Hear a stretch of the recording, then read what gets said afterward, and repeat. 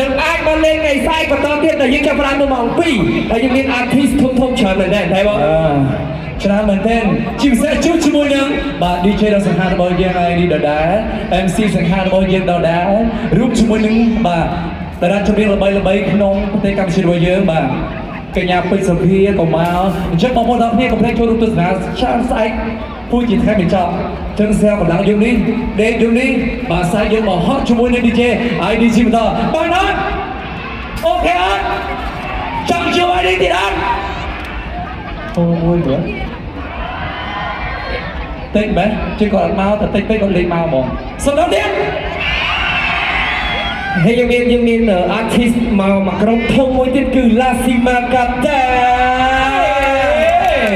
មុនដំបូងថាចង់ surprise ស្អែកទៅពេលឥឡូវ ID ក៏បោះហើយអូខេចឹងយ៉ាងជួស្អែកណាប៉ុន្តែខ្ញុំសូមអរគុណមែនទែនជាមួយនឹងបងប្អូនទាំងគ្នាដែលបានចូលរួមនៅថ្ងៃនេះដល់ចប់កម្មវិធីតែម្ដងអរគុណជាមួយនឹងស្នាម